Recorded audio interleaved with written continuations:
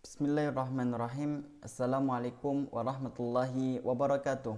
Alhamdulillah, salatu wassalamu ala rasulillah wa ala alihi wa sahbihi wa man wala.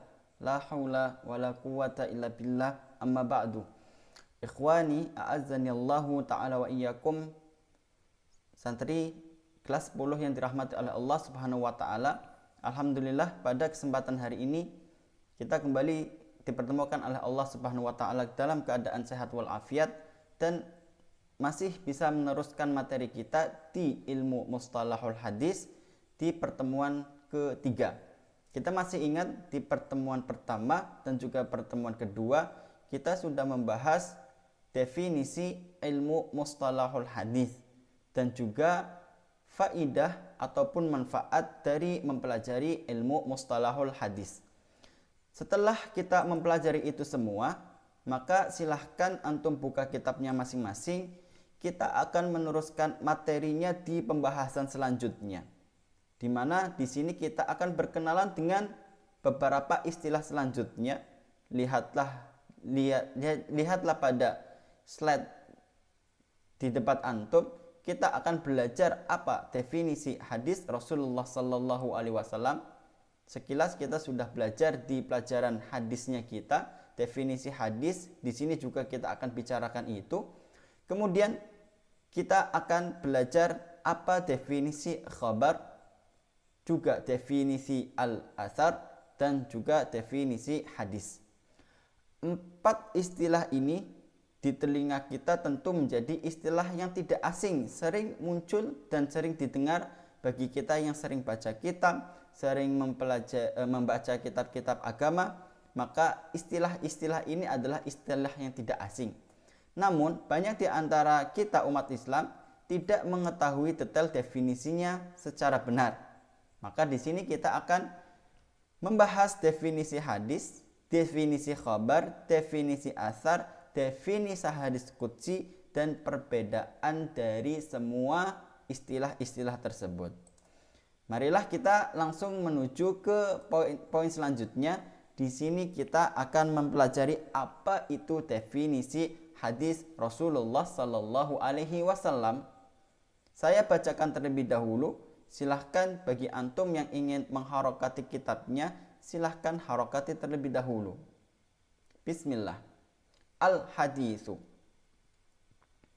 ma udifa ilan nabiyyi sallallahu alaihi wasallama min qaulin au fi'lin au taqdirin au wasfin. Saya ulangi dengan cepat. Al-haditsu ma udifa ilan nabiyyi sallallahu alaihi wasallama min qaulin au fi'lin au taqdirin au wasfin. Ikhwani, a'azzani Allah ta'ala wa iyyakum. Langsung kami terjemahkan. Definisi hadis di sini dikatakan adalah ma udhifa. Apa saja yang udhifa, disandarkan atau dikembalikan sumbernya kepada Nabi Muhammad sallallahu alaihi wasallam. Kami ulangi, apa saja yang dikembalikan sumbernya kepada Nabi Muhammad sallallahu alaihi wasallam, min qaulin, entah berupa ucapan beliau, au fi'lin atau amalan beliau, au taqririn ataupun ketetapan beliau, au wasfin ataupun sifatnya beliau.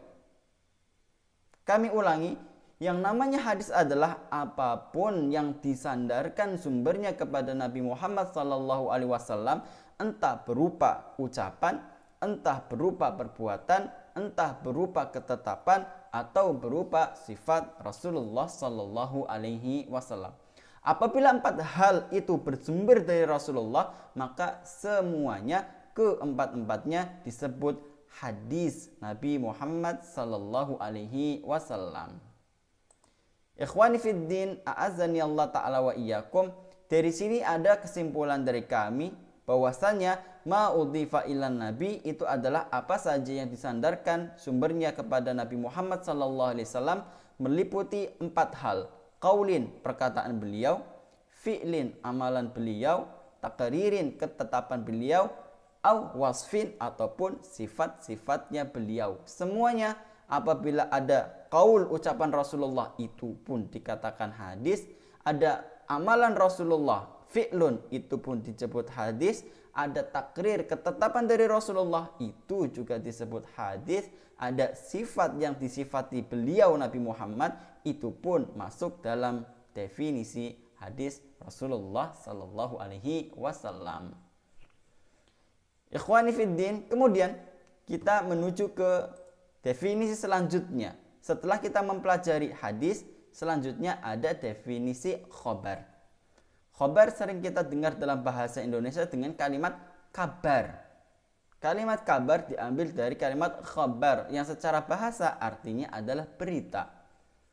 Lalu di dalam ilmu mustalahul hadis, apa definisi khobar? Ada perbedaan para ulama berkaitan dengan definisi khobar. Namun sebelum kita berbicara itu, mari saya baca terlebih dahulu dan antum bisa mengharokati kitabnya antum masing-masing. Bismillah. Al-khabaru bima'nal hadithi fayu'arrafu bima sabaqa fi ta'rifil hadithi wa qila al-khabaru ma udhifa ila nabiyyi sallallahu alaihi wasallama wa ila ghairihi fayakunu a'amma minal hadithi wa ashmala. Kami ulangi dengan lebih cepat. Al-khabaru bima'nal hadithi fayu'arrafu bima sabaqa fi ta'rifil hadithi wa qila al-khabaru ma udhifa ila nabiyyi sallallahu alaihi wasallama wa ila ghairihi fayakunu a'amma minal hadithi wa ashmala. Mari kita artikan satu persatu per kosakata. Khobar di sini, coba lihat kepada kursor, al-khobar diartikan bimaknal hadisi. Ini adalah pendapat pertama. Khobar adalah semakna dengan hadis.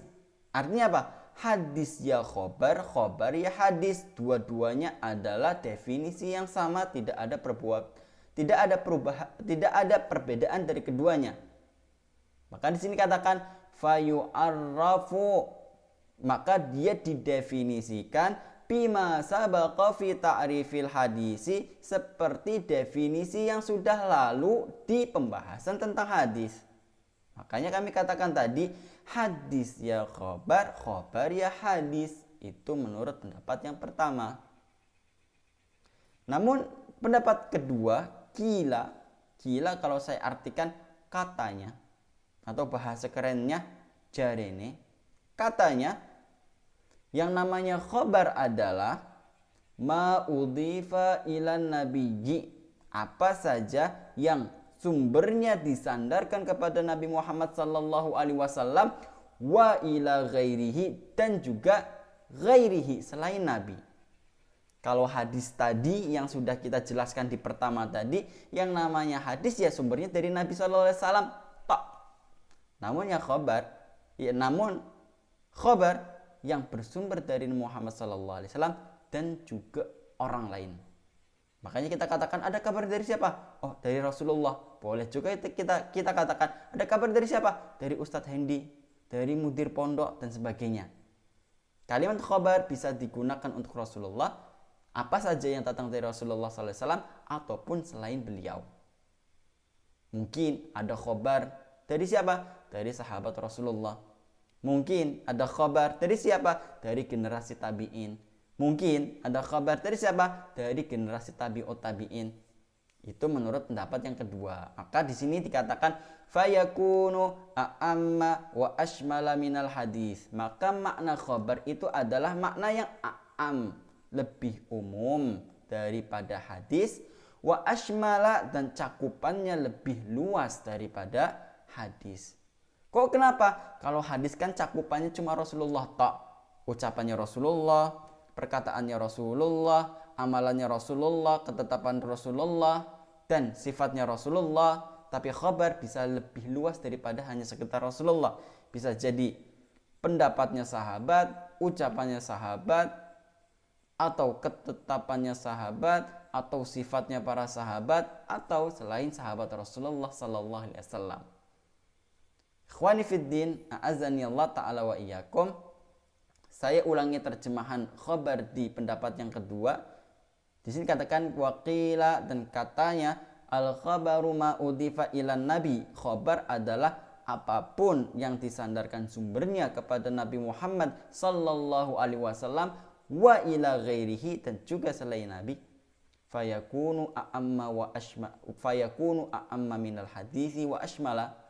Maka khabar itu maknanya lebih umum daripada hadis, wa ashmala, dan lebih luas cakupannya daripada hadis Rasulullah sallallahu alaihi wasallam. Dari definisi ini, wahai ikhwan sekalian dirahmati oleh Allah Subhanahu wa taala, ada beberapa kesimpulan. Kesimpulan pertama yang sudah kami jelaskan tadi, pendapat pertama yang namanya khabar adalah hadis. Artinya tidak ada perbedaan antara keduanya. Hadis ya khabar, khabar ya hadis. Pendapat yang kedua, khabar lebih luas cakupannya daripada hadis. Lebih luas bagaimana?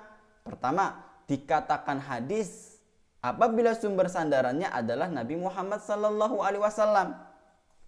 Nabi sumberannya, maka itu dikatakan hadis.